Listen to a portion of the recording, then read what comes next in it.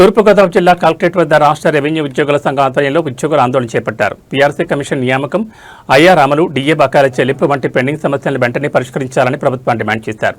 ప్రభుత్వం స్పందించకపోతే రాష్ట్ర వ్యాప్తంగా ఉద్యమాన్ని ఉధృతం చేస్తామని రెవెన్యూ ఉద్యోగుల సంఘం రాష్ట్ర అధ్యక్షుడు బొప్పరాజు వెంకటేశ్వర్లు హెచ్చరించారు.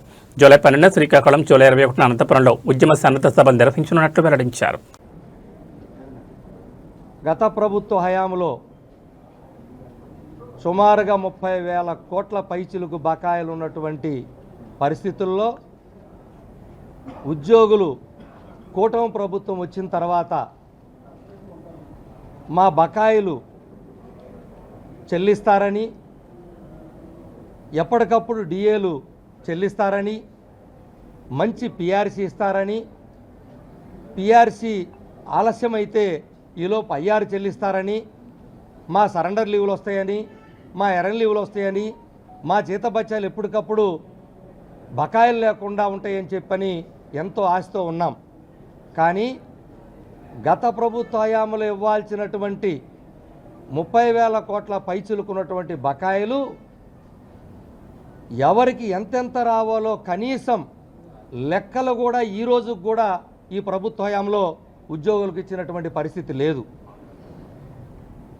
ఎవరికి ఎంతెంత బకాయి పడిందో, ఏ ఉద్యోగికి ఎంత ఇవ్వాలో కనీసం లెక్కలు చెప్పండి, మా పే స్లిప్పులో నమోదు చేయండి అని గత సంవత్సర కాలంగా ప్రభుత్వానికి ఏపీజేఏసీ అమరావతి పక్షాన చెప్తున్నప్పటికీ ఎలాంటి స్పందన ఈరోజు కూడా లేదు. మా గత అప్పులు చెల్లించే సంగతి పక్కన పెడితే ఈ ప్రభుత్వం వచ్చిన తర్వాత ధరలకు అనుగుణంగా ఎప్పటికప్పుడు చెల్లించాల్సినటువంటి డిఏలు ఒక్క డిఏ కూడా ఈరోజు కూడా ఈ ప్రభుత్వం వచ్చిన తర్వాత చెల్లించలేదు. మరి చెల్లించనందువల్ల ఎప్పటికప్పుడు ధరలు ఆకాశాన్ని అంటుతున్నాయి, కానీ జీతాలు మాత్రం పెరగటం లేదు. ఈరోజు 5 డిఏలు సుమారుగా 10% పైన, 10% పైన, 100కి 10 రూపాయల పైన ఈరోజు ప్రభుత్వం విడుదల చేయాల్సిన బకాయిలే ఉన్నాయి ఈ ప్రభుత్వం వచ్చినాక. అది కాకుండా ఈ 2 సంవత్సరాలకి మించి మీరు ఒత్తిడి గురి కావద్దు, అయినంత వరకే అవుతుంది. దానికి ఏదైనా మీ మీద చర్యలు తీసుకుంటే మేము మీ అంటుంటాం. ఉద్దేశపూర్వకంగా మీరు తప్పు చేస్తే ఏ సంఘం మీ అంత ఉండదు, కానీ ఒత్తిడి గురి అవ్వాల్సిన అవసరం లేదు. ఆ ఒత్తిడి గురయ్యాం కదా అని రకరకాలుగా మీరు దారులు వెతుక్కొని ఏదో సూసైడ్ లాంటివి ఇటువంటి విషయాలకు వెళ్ళొద్దు. ఎందుకంటే నీ కుటుంబం నీ వెనక నీ కోసం 1000 కళ్ళతో ఎదురు చూస్తూ ఉంటారు. వాళ్ళు నీ ఇబ్బంది పెట్టాల్సిన, ఇబ్బంది గురి చేయాల్సిన పని మనకు లేదు. కాబట్టి ఎక్కడ కూడా ఎవరు ఒత్తిడి గురి కావద్దు. సంఘం ఉంది, మేము తప్పకుండా ప్రతి ఒక్క ఉద్యోగి వెంట ఉంటాం. ప్రధానంగా క్షేత్రస్థాయిలో ఉన్నటువంటి విఆర్ఓలు కానీ, సర్వేర్లు కానీ, ఏ ఉద్యోగులు క్షేత్రస్థాయిలో పనిచేసే ప్రతి ఉద్యోగి కూడా అప్పీల్ చేస్తున్నాను, మీకు ఎలాంటి ఇబ్బంది లేదు. ప్రభుత్వ స్థాయిలో ఎక్కడ ఎవరికి ఏం చెప్పాలో అన్ని అప్డేట్గా రెవెన్యూ ఉద్యోగుల సంఘం పక్షాన్ని చెప్పున్నాం. దానికి పనికి తగ్గట్టుగానే అధికారులు కూడా ఆలోచిస్తారు, వాళ్ళకు కూడా అప్పీల్ చేశాము. కాబట్టి దయచేసి ఒత్తిడి గురి కావద్దని అప్పీల్ చేస్తున్నాను.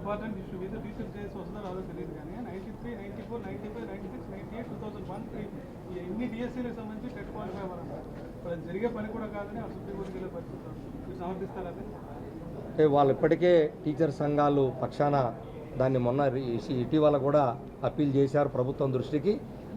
వాళ్ళు కోరినట్టుగా ఏదైతే ఎవరికైనా తెలిసిన సర్వీసులోకి వచ్చిన ఉద్యోగికి మళ్ళా ప్రత్యేకంగా పెట్టాల్సిన అవసరం ఏముంటుంది, సర్వీసులోకి వచ్చిన తర్వాత చేసేది ఏముంటుంది.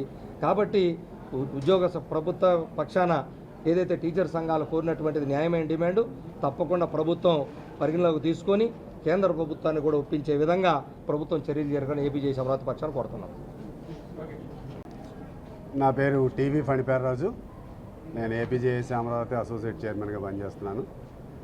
ఈ రాష్ట్రంలో 2023 నుంచి పీఆర్సీని అమలు చేయవలసిన ప్రభుత్వం 3 సంవత్సరాలు గడిచిపోయినా ఈరోజు కూడా కనీసం పీఆర్సీ కమిటీని అపాయింట్ చేయకపోవడంతో తీవ్రమైన అసహనంతో ఉద్యోగులందరూ ఉన్నారని, ఇది మీరు ఇక ఆలస్యం చేస్తే ఉద్యోగులకు తీవ్రమైన నిరాశ కలగజేస్తుందని ఏపీజేఏసీ అమరావతి రాష్ట్ర కమిటీ పక్షాన చైర్మన్ బొప్పరాజు గారి ఆధ్వర్యంలో పలుసార్లు సంప్రదించడానికి ప్రభుత్వంతో సంప్రదించినప్పటికీ కూడా ఏ రకమైన చర్యలు తీసుకోకపోవడంతో ఉద్యోగులకు వేరే గత్యంతరం లేక ఉద్యమ దిశగా నడవడానికి ఉద్యమ కార్యాచరణకి సిద్ధమై ఉన్నాం.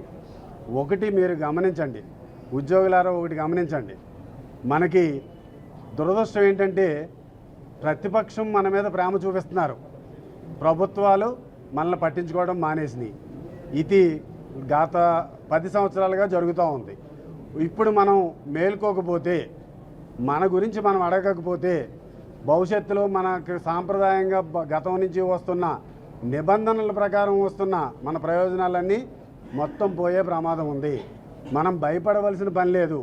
మన నిబంధనల ప్రకారం ప్రభుత్వం ఏదైతే నిబంధనల ప్రకారం మనకు ఇవ్వాల్సిందో అవే ఇవ్వాలి. ఎగస్ట్రా అడిగితే మనకు ఏమి ఇవ్వరు.